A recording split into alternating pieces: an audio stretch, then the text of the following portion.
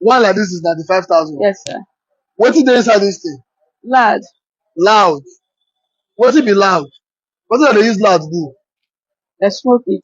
Dem dey smoke am. Yes, sir. All right. What of this one? Wetin be this one?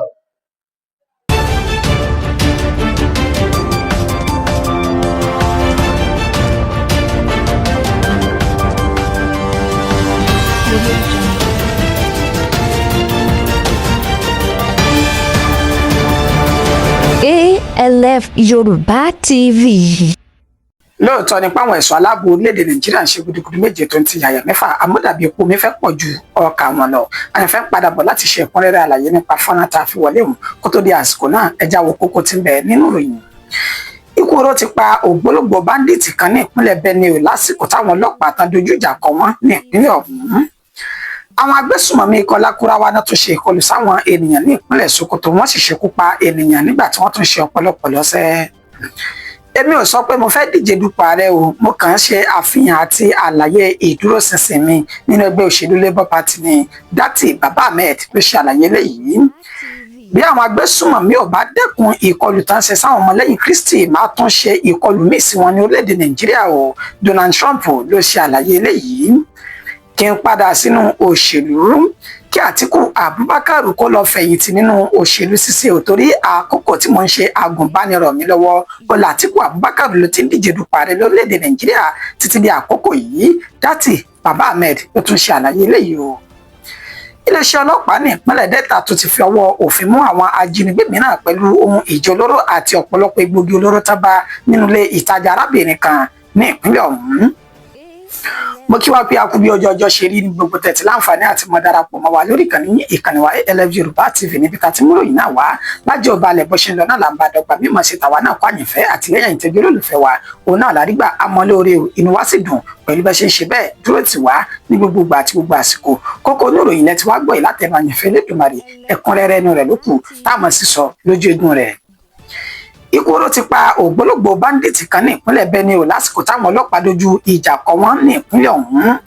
Ẹni tó jẹ́ olórí àwọn báńdíìtì ajínigbé ìtọ́pẹ́ orúkọ rẹ̀ ní Takar Samuel ó ní ó ti gba èkúrújẹ lọ́wọ́ ẹbọra báyìí lẹ́ni tí wọ́n ṣe ní àlàyé wípé láti abúlé tó pè ní Jandeyula ní ìjọba ìbílẹ̀ Wukari tí í ṣe ìpínlẹ̀ Taraba wọ́n ní ó ti ṣe bẹ́ẹ̀ wọ ìpínlẹ̀ Benue gẹ́gẹ́ bí àlàyé tó jẹ́ alukoro fún iléeṣẹ́ ọlọ́pàá ní ìpínlẹ̀ ọ̀hún Idem Edet ó sọ dímọ̀ wípé ní agbègbè tó pè ní Channel 2 ní Zaki Biam ìjọba ìbílẹ̀ Ukumu tí í ṣe ìpínlẹ̀ ọ̀hún ní ìpínlẹ̀ Benue oníkọlùkọgbà ọ̀hún ló ti wáyé lásìkò táwọn oníṣẹ́ láabi ọ̀hún tí wọ́n pèlò tán pètèpèrò láti lọ rè jí ẹni tó ní òtẹ́ẹ̀lì inú ilé ìtura kan gbé ní agbègbè náà níṣẹ́ náà ti fún àwọn ọlọ́pàá lọ́wọ́ wípé wọ́n ti kẹ́fìn àwọn oníṣẹ́ láabi ọ̀hún o ní agbègbè náà nílé táwọn agbófinró náà tó sì lọ rè dojú ìjà kọ wọn níṣẹ́ náà rọ̀jò ìbọn léra wọn lórí nígbẹ̀yìngbẹ̀yìn wọ́n padà ṣekú pọ̀ lórí àwọn báńdíìtì ọ̀hún o ìtàpè ní Takar Samuel bẹ́ẹ̀ náà sì gba ohun ìjolóró bíi ìbọn àti ọ̀pọ̀lọpọ̀ oògùn abẹnugọ̀ngọ̀ lákàtà rẹ̀ tí wọ́n gbà kalẹ̀ nínú ìṣẹ̀lẹ̀ tó tún wáyé ní ìpínlẹ̀ Benue ó ní ti ìjà gbòòrò láàrin àwọn ẹlẹ́gbẹ́ òkùnkùn tó gbéra sọ ní Makurdi tí ń ṣe olúlu ìpínlẹ̀ ọ̀hún níbi tí ẹ̀mí ẹlẹ́gbẹ́ òkùnkùn mẹ́ta ọ̀tọ̀ọ̀tọ̀ tí wọ́n ti gbẹ ìkúrújẹ lọ́wọ́ ẹbọra ní agbègbè tó pè ní Wurukum gẹ́gẹ́ bá ṣe forúkọ wọn lédè wọ́n dárúkọ 100 àti arákùnrin tó tún pè ní Martins Dagba pẹ̀lú Andozir Jisa nínú àwọn ènìyàn tí wọ́n gbẹ ìkúrújẹ lọ́wọ́ ẹbọra lásìkò ìkọlùkọgbà àwọn ẹlẹ́gbẹ́ òkùnkùn ṣùgbọ́n níṣẹ́ ní iléeṣẹ́ ọlọ́pàá ní ìpínlẹ̀ Benue wọ́n náà wọ́n ti ń dá sí ọ̀rọ̀ náà nínú ètí àlàáfíà sì ti ń jọba ní kọ̀rọ̀kọ́ndù agbègbè ọ̀hún. Àwọn agbésùnmọ̀mí ikọ̀ Lakurawa náà tún ṣe ìkọlù sáwọn ènìyàn ní ìpínlẹ̀ Sokoto wọ́n sì ṣekú pa ènìyàn nígbà tá tún ṣe ọ̀pọ̀lọpọ̀ lọ́sẹ̀. Nínú ọjà tí wọ́n pè ní Daruza Gawo níjọba ìbílẹ̀ Gudu tí ń ṣe ìpínlẹ̀ Sokoto ó ní ìkọlù náà ó ní ó ti wáyé pẹ̀lú bá ti sọ dímọ̀ wípé níṣẹ́ làwọn oníṣẹ́ láabi ọ̀hún náà wá ọ̀kadà wọnú ọjà tó sì bẹ̀rẹ̀ sí ní yìnbọn ní kólekóle níbi tí wọ́n ti ṣe ikú pa gbajúgbajà oníṣòwò tán pè ní Bureau de Change kan ní tí wọ́n pe orúkọ arákùnrin ọ̀hún ní Alhaji Umaru lẹ́ni tí wọ́n ṣe ikú pa mọ́ ara àwọn ènìyàn tó gba èkúrújẹ lọ́wọ́ ẹbọra nínú ìkọlù ọ̀hún bẹ́ẹ̀ ni ti ìpínlẹ̀ Katsina lábúlé tí wọ́n pè ní Pantagiri ní ìjọba ìbílẹ̀ Funtua tí ń ṣe ìpínlẹ̀ Katsina níbi táwọn oníṣẹ́ láabi agbébọn náà tí wọ́n ti ṣekú pa ènìyàn méjì pẹ̀lú gbogbo ìpàdé àlàáfíà tó ń wáyé ní ìjọba ìpínlẹ̀ Katsina. Síbẹ̀síbẹ̀ àwọn oníṣẹ́ láabi ọ̀hún wọn ò dẹ́kun ìkọlùkọgbà wọn ní gbogbo ìgbà. Èmi ò sọ pé mo fẹ́ díje dupò ààrẹ o, mo kàn ń ṣe àfihàn àti àlàyé ìdúróṣinṣin mi nínú ẹgbẹ́ òṣèlú Labour Party ni o. Dátì Baba Ahmed ló ṣe àlàyé eléyìí. Ẹni tó jẹ́ igbákejì olùdíje sí ipò ààrẹ nínú ẹgbẹ́ òṣèlú Labour Party lọ́dún 2023, Dátì Baba Ahmed náà ní ìtàkùrọ̀sọ pẹ̀lú rẹ̀ lójúmọ́ máwòrán Channel Television. Níbẹ̀ ló sì ti ṣe ní àlàyé wípé lórí awuyewuye ọ̀rọ̀ táwọn ènìyàn kan gbé jáde wípé níṣe ni òun ti kéde ara òun láti díje dupò ààrẹ nínú ètò òṣèlú ọdún 2027 ètò ń bọ̀ lọ́nà yìí. Ó ní àhesọ̀rọ̀ àti àsìgbà ọ̀rọ̀ ni ó ní tó ń gbìyànjú láti sọ ní wípé ó dìgbà tí àjọ tó mójútó ètò ìdìbò lórílẹ̀-èdè Nàìjíríà èèyàn INEC tí wọ́n bá tó ṣe àlàkalẹ̀ bí ètò ìdìbò ṣe fẹ́ lọ kọ́ńkálùkù tó lè láǹfààní láti máa sọ èròǹgbà rẹ̀ àti ìtọ́nilọ́kàn nínú òṣèlú ṣíṣe lọ́dún 2027. Ó ní òun sì dúró nínú ẹgbẹ́ òṣèlú Labour Party tóun ò sì tí ì yẹ kúrò nínú ẹgbẹ́ òṣèlú ọ̀hún. Ọlọ́wọ́ bọ́tìnì wa ẹ fún afọ́nà rẹ̀. Make it abundantly clear that 2 days back what I did was simply to say that I remain in Labour Party. I never declared to contest presidency, even though there could be a possibility of that happening. I certainly did not declare for presidency. I simply reiterated my membership of Labour Party, that is all. And in the submissions I made, I clearly stated that one will have to wait for INEC timetable and for the party to make the call for people to indicate their interest. I did not declare. So unfortunate that social media gets so sensational to put out wrong narratives to emotional listeners. Ẹ káàbọ̀ padà, ọwọ́ wájú ni ìròyìn tẹ̀ sí báyìí o. Bí àwọn agbésùnmọ̀mí ò bá dẹ́kun ìkọlù tán ṣe sáwọn ọmọlẹ́yìn Kristi ní orílẹ̀-èdè Nàìjíríà má tún ṣe ìkọlù sí orílẹ̀-èdè yìí lẹ́ẹ̀kan sí. Donald Trump ló ṣe ìkìlọ̀ bẹ́ẹ̀ o.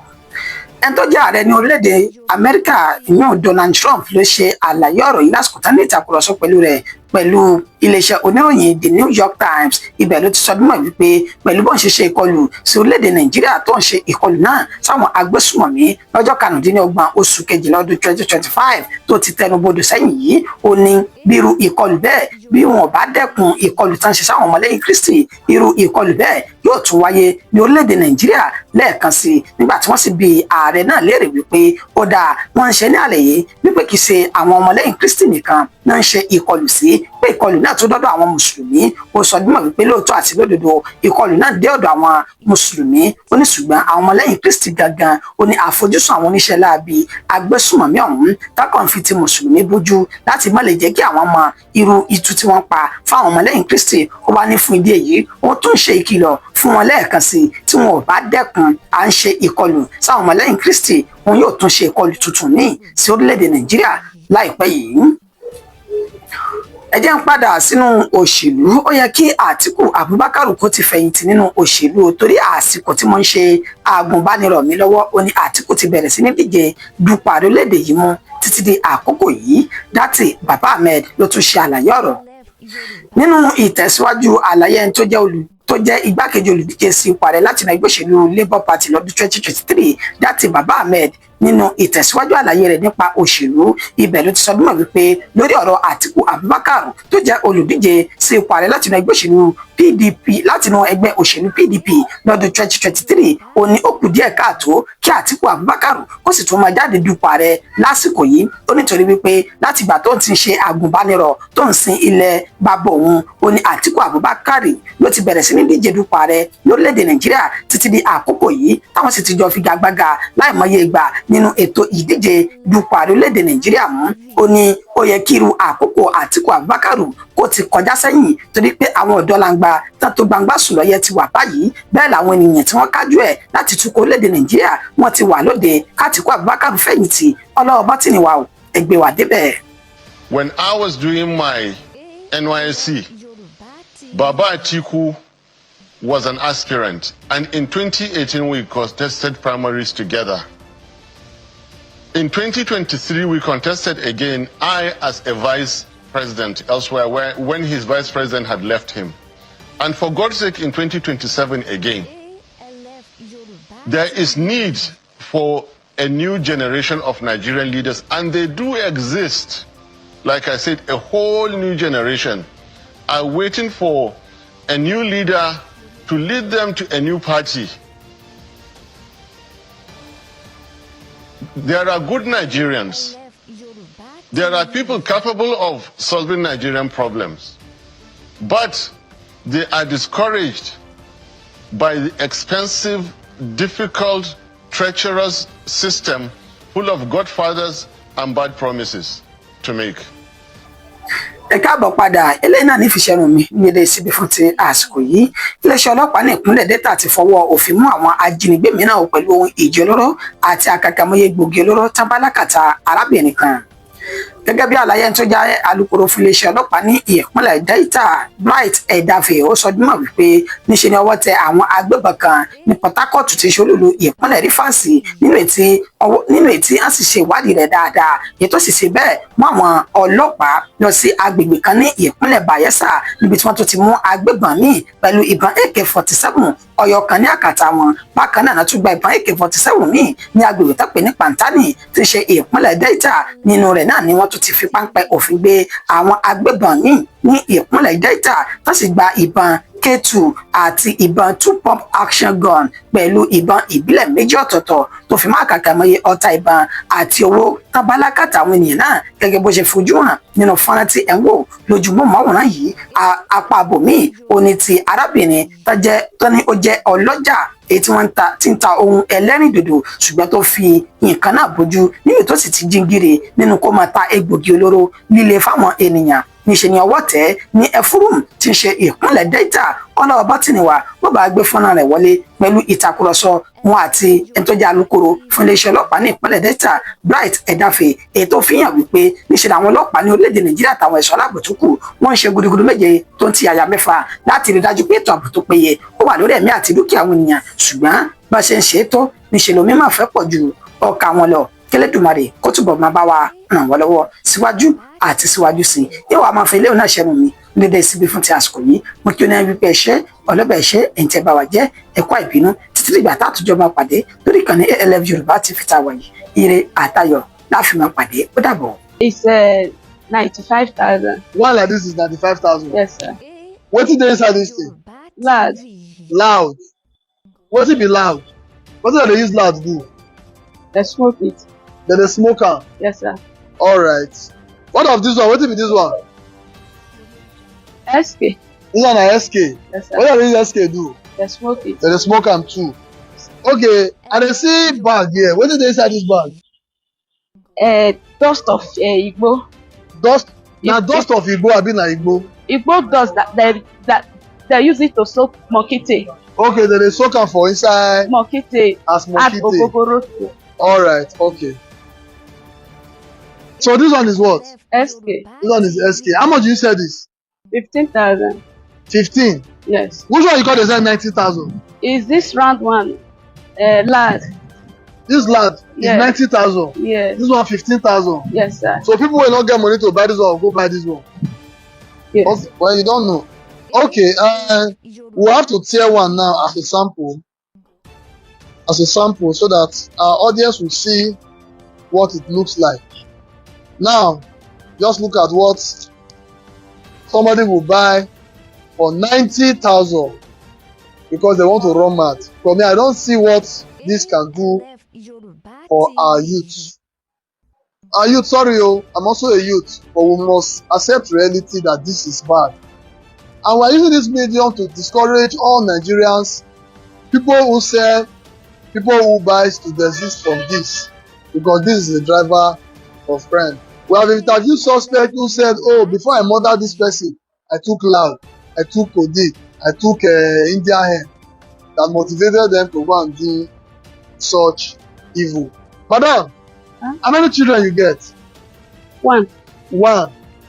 You dey give am this thing smoke? Yes. In a smoker, No, sir. you pray for your life, make him begin smoke am. No, sir. So why are you selling it? You want other people's children to smoke it, but you don't want your own child to take it.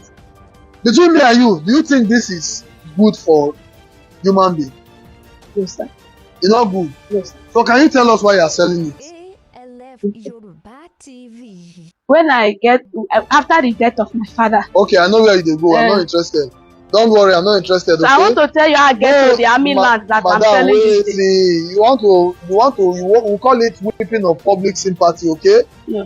There is nothing that justifies crime, whether lack or anything. TV. The good part of it is ALF Yoruba TV.